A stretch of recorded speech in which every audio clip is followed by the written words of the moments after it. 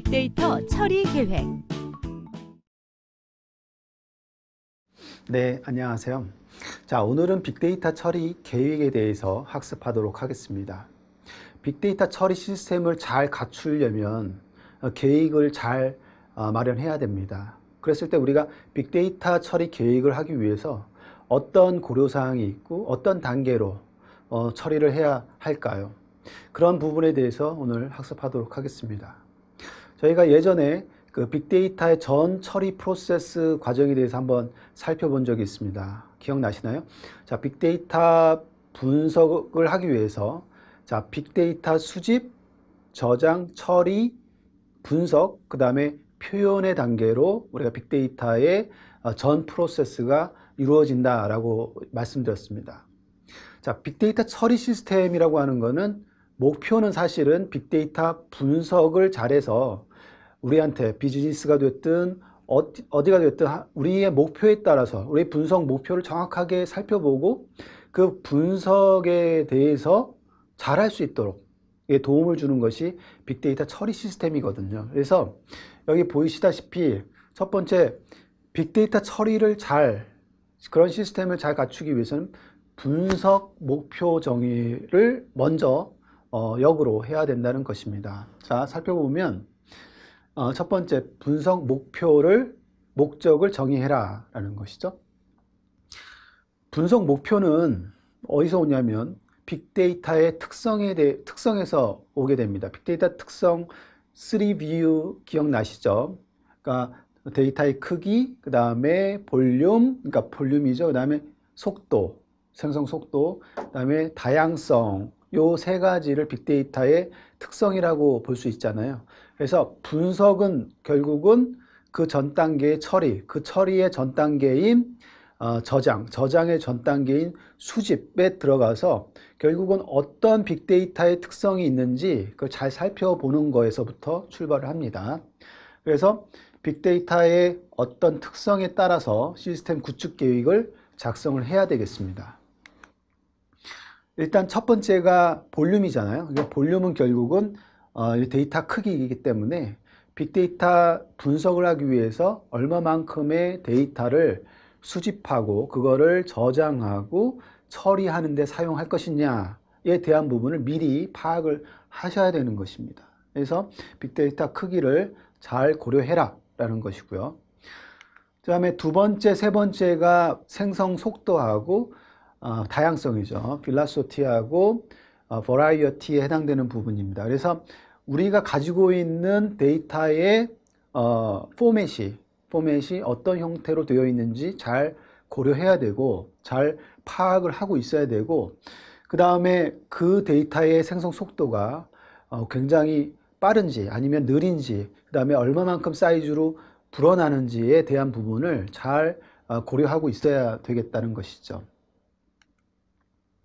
그래서 분석 목표는 분석 목적 정의를 통해서 데이터 분석을 통해 얻고자 하는 목표를 정의하는 것이다. 이렇게 이야기할 수 있고 따라서 이 정의의 액션을 통해서 나오는 산출물이 분석 목표 정의서가 되겠죠. 그래서 분석 목표 정의서를 수립해야 되는 것이죠.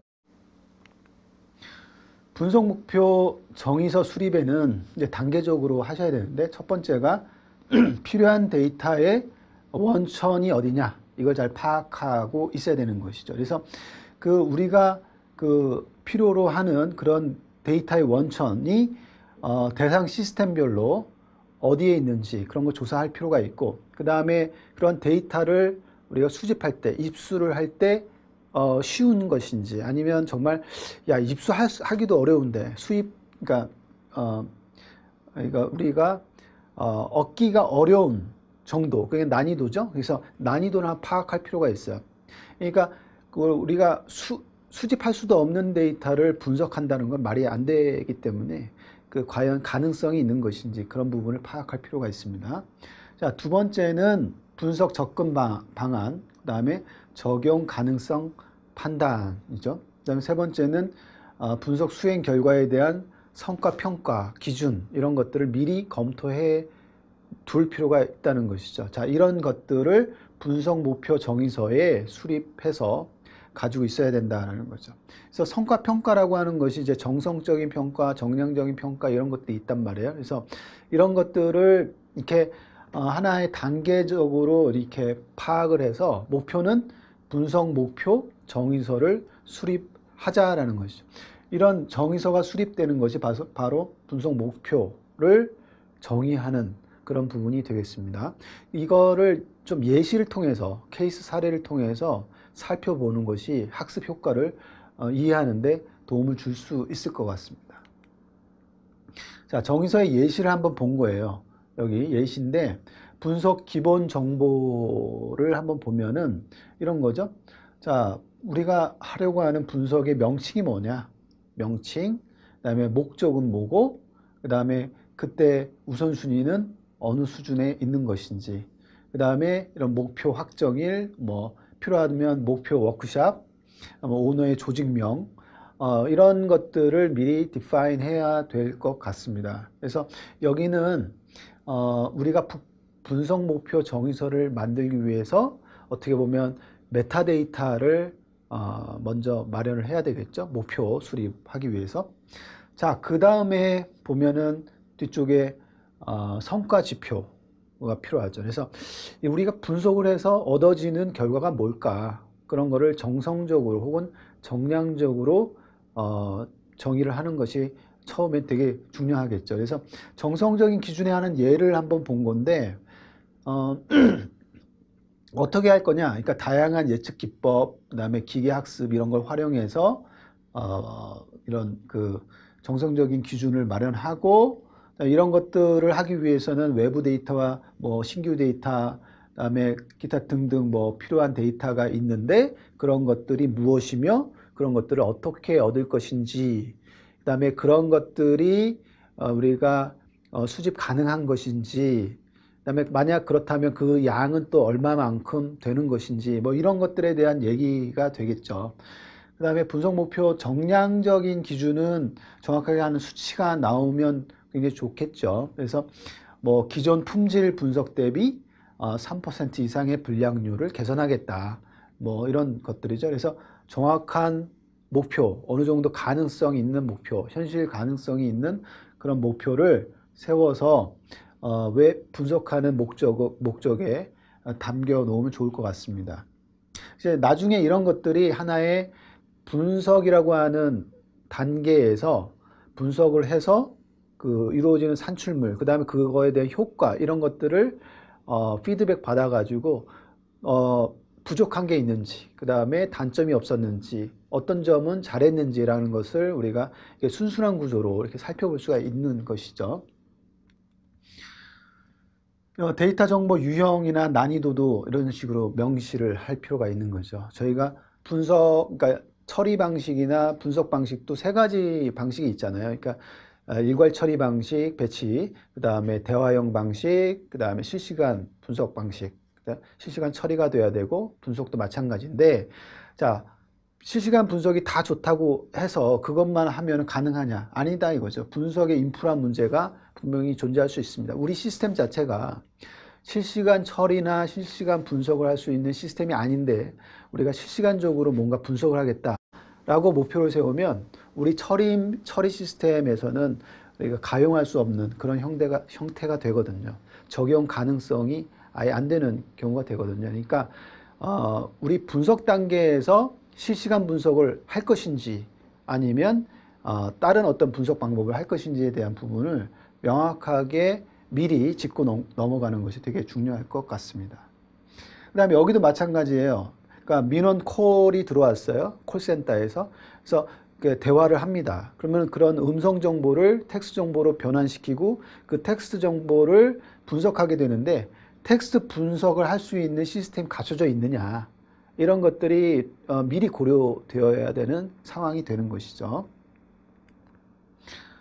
자, 그 다음에 이런 것들이 정의가 되면 이제 세부 분석 계획서가 필요하겠죠. 그래서 크게 러프하게 계획을 마련하고 그 다음에 각각 단계적으로 또 세부 분석 계획서를 작성하는 것이 중요하다라는 거죠. 그러니까 얼마만큼 자세하게 작성해야 되느냐, 이거는 사실은 어디 법칙은 없어요. 그러니까 가능한 범위에서 구체화 시킬 수 있으면 좀 더 구체화 시켜라 라는 것이죠. 보통 분석 절차라든지 그다음에 우리가 제공해 주는 솔루션, 이런 것들을 잘 파악해서 세부 시나리오를 작성하는 것이 좋겠습니다. 예를 들어서 설명을 드릴게요. 아까 콜센터에서 콜이 들어왔어요. 그러면 음성 정보고, 그 음성 정보를 수집하게 되죠. 그럼 음성 정보를 한번 가공해서 텍스트 정보로 바꾸고, 그 텍스트 정보를 분석하게 되는데, 이 텍스트 분석이 우리 시스템에 지금 갖춰져 있는지, 그다음에 분석할 수 있는 기법이 되어 있는지 이제 살펴보는데, 갖춰져 있다라고 판단하면, 그러면 우리는 텍스트 분석을 통해서 어떤 단계로 텍스트 분석을 할 것인지 이제 세부 구체적으로 분석 계획서를 작성하게 되는 것이죠. 일반적으로 요구사항 분석, 텍스트 수집, 저장, 전처리, 그 다음에 분석, 그 다음에 분석에 대한 인사이트를 잘 주기 위해서 시각화, 이런 단계로 가잖아요. 그죠? 그래서 빅데이터의 큰 처리 그 프로세스와 굉장히 일맥상통합니다. 그래서 우리의 목표는 분석을 잘해서 인사이트를 얻어내 가지고 그 다음에 우리한테 효과를 얻기 위한 거기 때문에, 그 거꾸로 어떻게 하면 수집을 잘할 것인지, 그 다음에 수집한 것을 처리, 저장 잘할 수 있을까, 그 다음에 텍스트 분석은 무슨 기법으로 할 것인지, 뭐 이런 것들을 잘 파악해야 되는 거죠.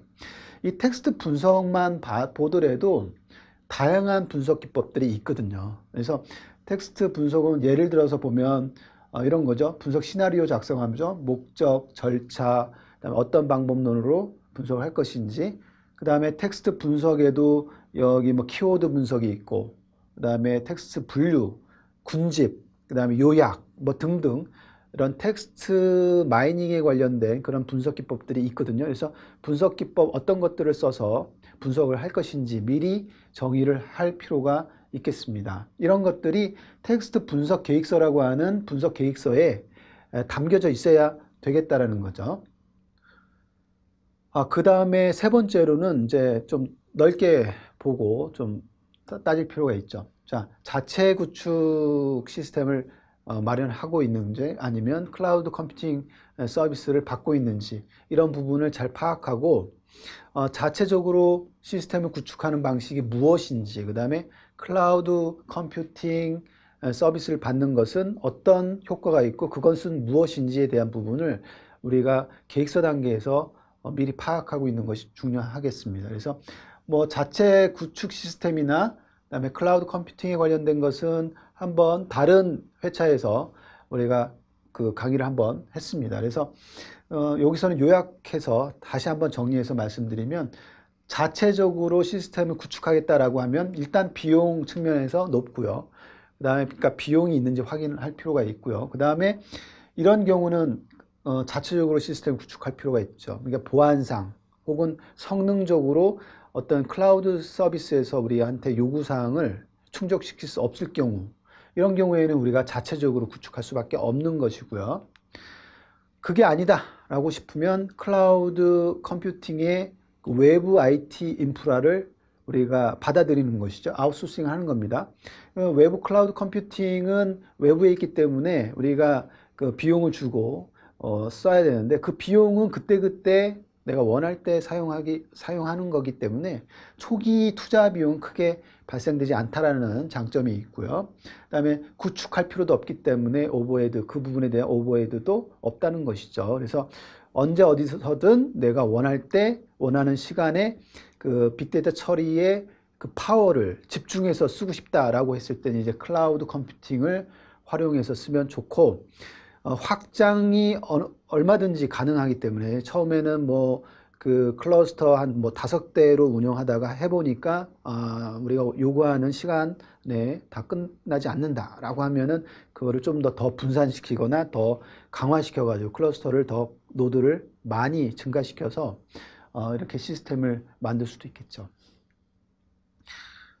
그래서 확장성 확보가 가능하고, 그 다음에 SLA라고 하는 것은 그런 서비스를 내가 요구하는 것이죠. 그래서 예를 들면 시스템 가용성을 나는 99.9% 내가 필요하다라고 하면 그게 충족시킬 수 있는지 그런 것들을 서비스 레벨 어그리먼트의 계약서에 담아서 계약할 적에 그 클라우드 컴퓨팅 서비스를 제공하는 회사와 계약을 하게 되는 것이죠. 자, 그거를 충족시키게 하는 것이고, 그게 만약 충족이 안 될 경우에는 우리는 이제 컴플레인을 할 수도 있는 것이고, 상호 협력을 할 수가 있겠습니다. 자, 여기까지 저희가 빅데이터 처리의 계획인데, 요점적으로 말씀드리면은 처리 계획은 결국은 분석에서 온다는 거죠. 우리가 목표는 빅데이터 분석을 통해서 인사이트를 얻어서 그 다음에 우리 조직의 비즈니스에 영향을 줄 수 있도록 하는 것이 큰 목적이거든요. 그래서 그 목적을 달성하기 위해서 처리 시스템이 필요하고 그 처리 시스템을 갖추기 위해서는 수집부터 가시화까지의 그 전 프로세스를 잘 고려를 해서 분석 목표 계획서를 미리 수립하는 것이 굉장히 중요하다라고 생각이 됩니다. 자, 여기까지 빅데이터 처리 계획에 대해서 학습하셨습니다.